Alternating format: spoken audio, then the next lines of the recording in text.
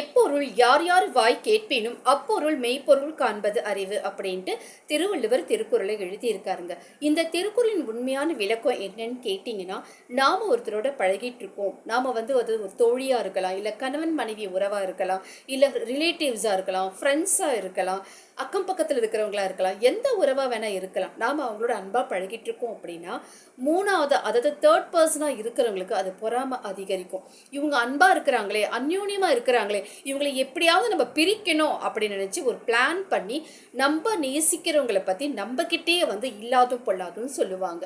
உடனே அவங்க சொல்கிறத நம்ம நம்பி நம்ம நேசிக்கிறவங்க மனசை நம்ம காயப்படுத்தக்கூடாது, அவங்கள நாம் நிராகரிக்கக்கூடாது, அவங்கள நாம் ஒதுக்கக்கூடாது.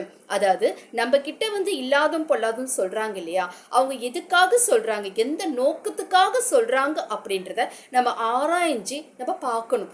அதை விட்டுட்டு உண்மை என்ன அப்படின்றத நம்ம தீர விசாரிச்சு அதுக்கு உண்மையான காரணம் என்னவா இருக்கும் அப்படின்ட்டு நம்ம யோசிச்சோம் அப்படின்னா நம்மளை நேசிக்கிற அந்த உறவை நாம இழக்கவே மாட்டோங்க. இந்த உலகத்துல யாருக்காகவும் நம்ம நேசிக்கிற உறவுகளை நம்ம விட்டு கொடுக்க கூடாது. அன்பான உறவுகள் கிடைக்கிறது அபரீதமான ஒரு விஷயம். இந்த காலத்துல அன்பு ரொம்ப கம்மியாயிட்டே போயிட்டே இருக்குங்க. யாருக்கிட்டையுமே அன்பு ரொம்ப அதிகமாக இருக்குன்னு சொல்ல முடியாது.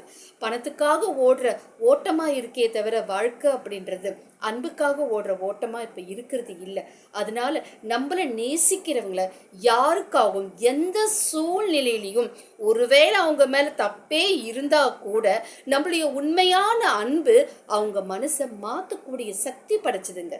அதுக்காக யார் பேச்சு கேட்டோம் நம்மளை நேசிக்கிறவங்களோ இல்லை நாம நேசிக்கிறவங்கள மனசார அவங்கள நாம வெறுக்கவே கூடாது, உதாசீனப்படுத்தக்கூடாது, அவமானப்படுத்தக்கூடாது. இதை மட்டும் நீங்க எப்பவுமே தெரிஞ்சுக்கோங்க.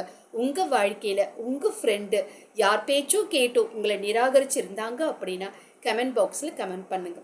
யோசிக்கலாமா? மறுபடியும் சொல்றேங்க, எந்த உறவையும் யாருக்காகவும் விட்டு கொடுக்க கூடாது. அதுதாங்க உண்மையான மனிதம், அதுதாங்க உண்மையான அன்பு. யோசிக்கலாமா? என்றும் அன்புடன் உங்கள் உமா மகேஸ்வரி. நன்றி, வணக்கம்.